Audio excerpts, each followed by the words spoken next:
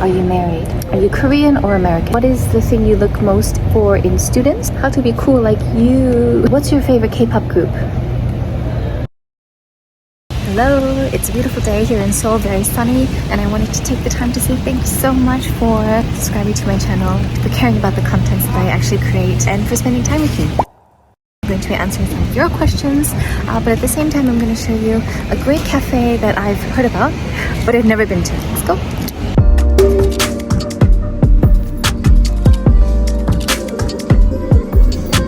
So I have a great list of questions over here. We'll just start from the top. Are you married? Yes. Very happily married, going on almost 15 years. We have a beautiful son. He just entered middle school, and so he's already taller than me. He'll always be a baby in my heart. Are you Korean or American? Both. I spent kind of the first half of my life in the United States and the second half in Korea. And now I'm in Korea. Very happy.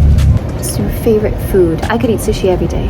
How was your day, ma'am? Very good. Very busy. I just came back from the post office and I sent some letters. And in those letters I put the photo card that I created for the concert. I hope you receive them soon. Praying they arrive safely. And if they do, just please let me know that you receive them. What inspired you to get into this field? So teaching. Actually, it wasn't my initial kind of goal. One second. Hi. So after finishing undergrad and doing my master's, I actually had the great privilege of working in investment banking, specifically within equity research. So essentially what we did is fundamental analysis of companies and industries, and we end up coming with what we call investment recommendation, telling investors whether to buy or sell or hold specific stock. So I was looking primarily at the IT semiconductor industry in Korea, and so that was kind of my main job. How that linked into teaching?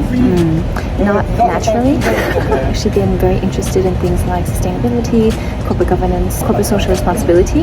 Increasingly, that is what kind of investors as well as corporate management were looking at. I didn't have the time to really delve into that during my job, but I had the chance afterwards, getting married, having my son, to take some time to do some of my own kind of critical thinking, and I was able to bring that into my PhD studies. You tend to think of it from a student's perspective as, teaching and that being the most kind of visible part of your job. Most of the time we're kind of doing research in front of a computer almost all the time. And so the things that I'm showing in my vlog, these are the special moments in my life where I actually get to have a life outside of teaching, which I love, and research, which I also like. You are so sweet and beautiful. Please tell me about all departments' information. That's a lot. You can also check out department's official Instagram as well as our website for more detailed information. If you haven't been able to find an answer to in those sources, please let me know and I'll try to get back to you as soon as possible. Can I learn about thesis and research writing with you in the summer vacation from me, Prof? Are you sure? If you are my student, certainly. Really, it's the vacation periods where we have a lot of time that we can actually devote to research. So if you are planning to write your thesis or if you are planning to do research, this is the best time to do it right now. In starting vlogging, has your perspective towards your daily lives changed? Do you think of how you'd capture and film a moment even if you're not currently filming for anything?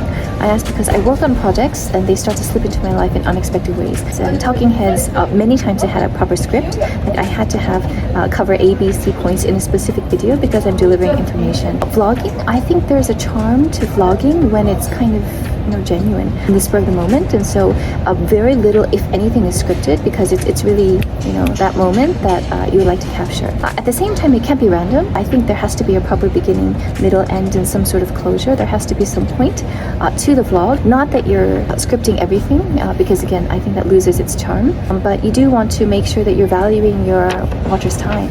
They're taking 3, 5, maybe sometimes 10 minutes out of their life to be watching your vlog, and so hopefully there'll be something in the way of either entertainment, inspiration, or for me recently it's just been a lot of K-pop stuff. What I did find is that when I'm doing kind of talking heads or interviews, I think the editing is much more straightforward. For vlogging, it's very different. I had to shoot a lot more, record a lot more footage than I thought that I would actually use. Sometimes the fun things happen when I turn off the camera, and so I think the one thing that has changed is I turn the camera on for longer because sometimes there are some hidden gems when I least expect it. You never made any video with Pakistani students. Don't you like them? Don't think that I have students from Pakistan right now, and so they're probably not in my radar or my vicinity, and so it's not anything intentional at all. I love all of my students. I want to show you a little bit of my pie. Specialty pie. I'm fine, thank you, and you? So what's your favorite K-pop group? Really? Who's your favorite shinee member? They shine brightest when they're together. Which song of shinee do you like the most? Which album? Which language? They have a lot of good Japanese songs as well. It's very difficult to get Japanese albums in Korea. And so next time I go to Japan, which song? So it's summer, so I'll say View, but someone actually asked what's the best shinee song to sing at 노래방. Actually, there aren't a lot, and the reason is not because there aren't great songs, but because shinee songs are hard to sing. 방백. That's a good one. At the fan meeting, I'm so glad they sang JoJo. There's something nostalgic about that song. How to be photogenic. I wish I knew. I actually think I'm terrible at taking pictures. Do you have any tips? Please let me know. The only thing I've realized lately is lighting and angles. And better hair. Better hair. How to be cool like you. During the summer, I recommend air conditioning as well as fans. Like this. My son, he loves this one because it's actually, it actually works really well. 3 stages. 2, 3.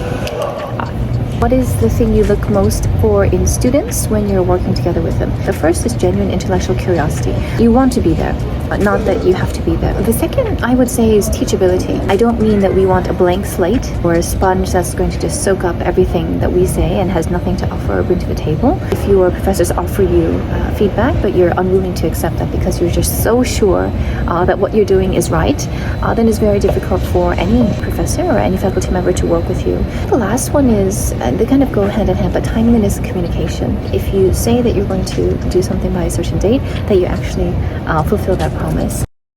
I know that also, life happens. Not everything happens according to our schedules, and we understand, and you'll be very surprised. Many of your faculty understand that. But what we don't want is that suddenly you go under the radar, you're MIA, we have no idea what you're doing, and we have to be the ones always reaching out to you for any updates. There should be a healthy way of communicating that, but also doing your best to make sure that your word counts. You're as timely as you can be.